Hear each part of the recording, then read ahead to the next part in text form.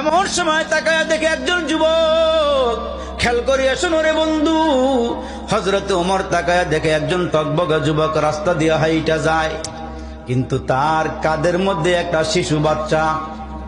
এই বাচ্চাটারে লইয়া পাগলের মতন যুবকটায় ঘোরাঘুরি করে। হযরত ওমরের সামনে গিয়া বলে, হুজুর আমারে কিছু দান করেন আল্লাহর হস্তে। হযরত ওমর দাঁড়ায় কয়, বেটা তুই যুবক মানুষ, বাচ্চা কাঁধে লইয়া ঘুরস, তুই আমার কাছে ভিক্ষার জন্য হাত বাড়াইছস, ভিক্ষা কয়জনের জন্য চাস? বাচ্চারও ভিক্ষা শিখাবি নাকি? বাচ্চার জন্য ভিক্ষা নিবি নাকি? যুবক ডাক দিয়া কয়, ওমর আমার ইতিহাস আপনি শুনলে চোখে পানি রাখতে পারবেন না। হযরত ওমর দাঁড়ায় গেলেন, কি হইছে বলো? ভিক্ষা একটু পরে নাও, কি হইছে বলো? কয়, ওমর গো, আমার মতন গরিব এই এলাকার মধ্যে আর একজনও নাই। ছোট্ট একটা কুড়ে ঘরে স্বামী আর স্ত্রী বসবাস করতাম। একদিন খানা খাইলে আর একদিন খানা খাইতে পারতাম না। ওমর গো, আমি এমন একজন গরিব মানুষ, ছোট্ট কুড়ে ঘরে বসবাস করতাম। হ্যাঁ ওমর, শোনেন কান লাগাইয়া, দিলের কান লাগাইয়া কথাগুলো শোনেন। যুবক ডাক দিয়া কয়, ওমর আমি একজন গরিব মানুষ, ঘরের মধ্যে ঠিক মতো খানা নাই, বিবিও কোনোদিন আমারে পেরেশানি দেয় না। খানা খাইতে পারলে শুকরিয়া আদায় করি, খানা না পাইলে সবুর করে। সুবহানাল্লাহ। বিবি পাইছি অনেক ভালো, নেককার বান্দি, কিন্তু শুনিয়া রাখো ওমর, আমার বিবির পেটের মধ্যে বাচ্চা চলে আসছে, কিছুদিনের মধ্যেই বাচ্চা প্রসব করবে আমার বিবি। হঠাৎ করে আমার ঘরের পাশ দিয়ে একটা কাফেলা সিরিয়ার দিকে রওনা দিয়েছে, ব্যবসা করার জন্য যাবে। আমি গিয়া সামনে দাঁড়াইলাম, দাঁড়ায় বললাম, ভাইজানেরা আপনারা কই যাবেন? কয়, সিরিয়াতে যাব ব্যবসার মালামাল আনার জন্যে। আমার একটু নিবেননি? কর্মচারী হিসাবে আমি গরিব মানুষ। কয়, ঠিক আছে চলো, তোমাকে দৈনন্দিন এত বেতন দেওয়া হবে, তোমার কাজের পারিশ্রমিক দেওয়া হবে। হযরতে ওমর ওই লোকটার কথাগুলো মনোযোগ দিয়া শুনতেছেন। যুবকটা ডাক দিয়া কয়, হুজুর আমি ঘরে ঢুকলাম, বিবিরে ডাক দিয়ে বললাম, বিবিরে গরিব মানুষ কোনো কাজকর্ম খুঁজিয়া পাই না, একটি কাফেলা সিরিয়ার দিকে রওনা দিয়েছি, তাদের সঙ্গে নাকি আমারে নিয়ে যাবি, দৈনন্দিন আমি যা কাজ করি তার বিনিময়ে আমারে দেওয়া হবে। এ বিবি আমি কিছুদিনের জন্য চলে যাই, আবার ফিরে আসব। যাওয়ার সময় বিবি ডাক দেয়া কয়, স্বামী আমরা যেমনে আছি এমনি তো ভালো, একদিন খাইলে শুকরিয়া আদায় করি, না খাইতে পারলে মাওলার দরবারে সবুর করি, এটাই তো ভালো। কয়, না রে বিবি না, আমি একটু চলে যাই ব্যবসার উদ্দেশ্যে। কয়, তুমি যদি চলিয়া যাও, আমার এই বাচ্চা প্রসব করার সময় যদি পাশে কেউ না থাকে, আমার অবস্থাটা কখন কি হয় আমার জানা নাই, তুমি আমার কাছেই থাকো। স্বামী ডাক দেখ, বিবি রে পেটের বাচ্চাটা আল্লাহর হাওলা করে দিয়ে আমি চললাম, এইটারে আমার মাওলা দেখা রাখবি, আমার আল্লাহ হেফাজত করবি। এই কথা বলিয়া ওমর কাফেলার সঙ্গে রওনা হয়ে গেলাম। দীর্ঘদিন পর্যন্ত সিরিয়াতে ছিলাম। হঠাৎ করে সিরিয়ার থেকে আমি বাড়ির উদ্দেশ্যে রওনা দিলাম।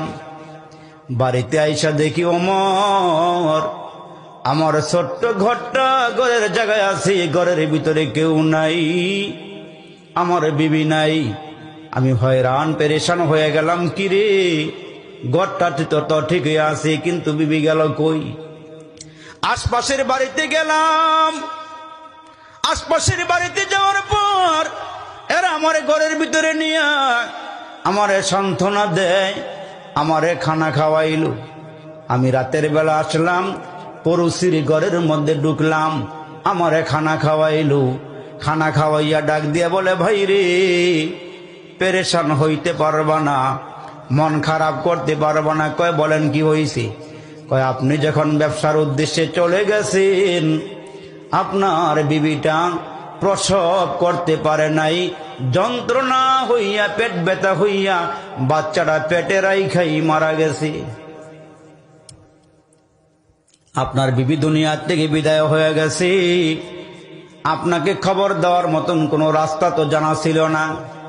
এলাকার লোকেরা ওই মহিলারে গোসল করাইয়া কাফনের কাপড় পরাইয়া পার্শ্বের একটা গোরস্থানে নিয়ে মাটি দিয়েছি। ওই যুবক ডাক দিয়া বলতেছেন, আমি আর কান্না ধরে রাখতে পারলাম না, সবাই খাইয়া দেয়া ঘুমায় গেল, আমার একটা বিছানা করে দিল ঘুমাইতে। হঠাৎ করে আমি বাইরের দিকে নজর দিলাম, আমি ছটফট করতেছি, গোরস্থানে আমি কখন যাব, আমার বিবির কবরটা আমি কখন দেখব। হঠাৎ করে আমি ঘরের থেকে বাইর হয়ে তাকায়া দেখি গো, আমার বিবির কবর থেকে আগুন ধাও ধাও করিয়া জ্বলতেছি। আমি পেরেশান হয়ে গেলাম, কি রে, আমার বিবি তো নেককার মহিলা ছিল, নামাজ কোনোদিন কাজা করে নাই, আমার বিবি রমজান মাসের রোজাও ছাড়ে নাই, আমি তার উপরে খুশি, সেও আমার উপরে খুশি, কিন্তু কবরের মধ্যে আযাব কেন, আগুন কেন ধাও ধাও করিয়া জ্বলতেছি। মুসলমান ভাইরা রে, হযরত ওমরের কাছে যুবকটা ঘটনা শোনাইতেছি।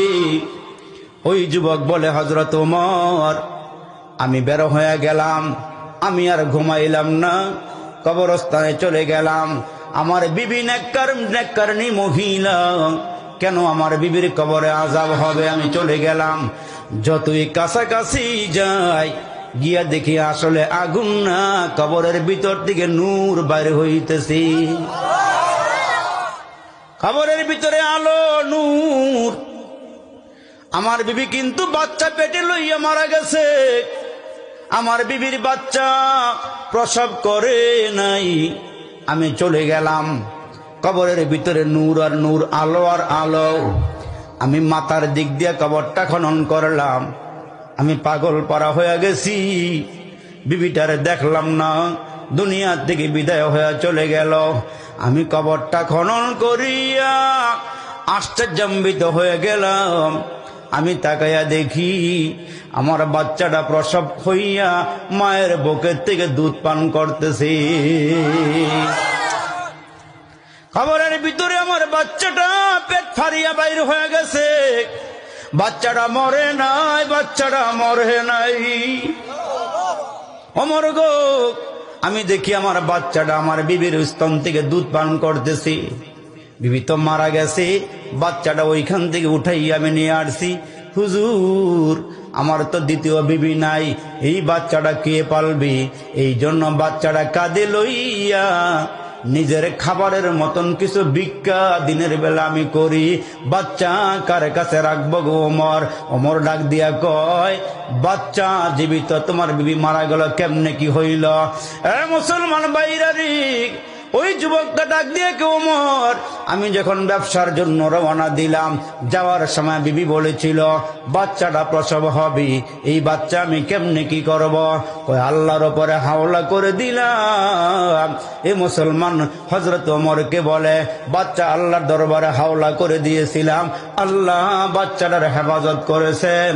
ওই যুবক বলেন, আমি যখন রাতের বেলা ঘুমায় রইলাম, ঘুমের ঘরে কে জানি আমার আওয়াজ দিয়ে কয়, যুবক রে, বাচ্চাটা আমার কাছে দিয়া গেছস, আমি হেফাজত করছি, বিবিটাও যদি আমার উপরে দিয়া যাইতি, আমি বিবিটারও হেফাজত করতাম।